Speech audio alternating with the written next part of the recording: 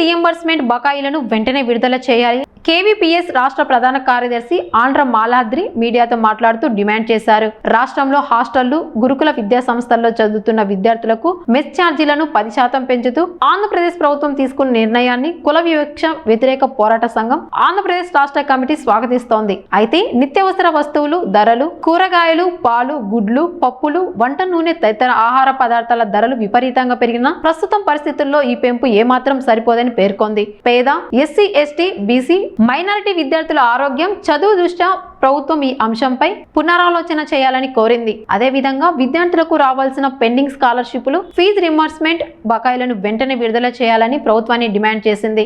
ఆర్థిక ఇబ్బందుల కారణంగా వేలాది మంది విద్యార్థులు ఉన్నత విద్యను కొనసాగించడంలో ఇబ్బందులు ఎదుర్కొంటున్నారని ఆందోళన వ్యక్తం చేసింది. ఈ రోజు ఈ కార్యక్రమం ఉద్దేశం కేంద్ర రాష్ట్ర ప్రభుత్వాలు ప్రజా వ్యతిరేక విధానాలను అవలంబిస్తూ ఉన్నారంటే సాక్ష్యం ఇది. అంత్యోదయ కార్డులకి రేషన్ కుదిర్చడం అంటే ఇంతకన్నా దుర్మార్గమైన పరిస్థితి లేదు. ఒక పక్క భారతదేశంలో కార్పొరేట్ శక్తులకేమో రైతులు ఇస్తారా, సబ్సిడీలు ఇస్తారా, వాళ్ళకి అనేక విధాలుగా ప్రకృతి సంపద మొత్తం కట్టబెడతారా?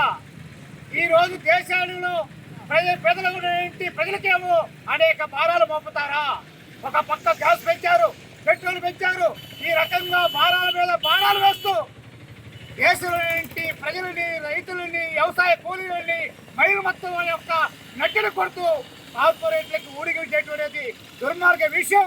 అందుకోసంగా అంత్యోదయ కార్డుకి రేషన్ తగ్గించకుండా యథాప్రకారం ఇవ్వాలని దేశంలో ప్రతి వ్యవసాయ కార్మికుడికి తెల్ల కార్డుకి అన్ని రకాల నిత్యావసర వస్తువులు అని చెప్పి డిమాండ్ చేస్తా ఉన్నాం. ఇది చెప్పడం అంటే మేమేదో ఆశామాషి చెప్పట్లా. ఒక పక్క కేరళలో సిపిఎం పార్టీ అధికారంలో రాష్ట్రంలో అన్ని రకాల నిత్యావసర వస్తువుల్ని పేదలకి పంపిణీ చేశాం. ఆ రకంగా దేశవ్యాప్తంగా ఇవ్వమని చెప్పి కోరుతా ఉన్నాం.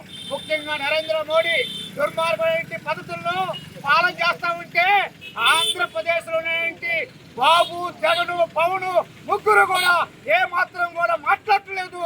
మోడీకి, బీజేపీకి వత్తపడుతూ ఉన్నారు.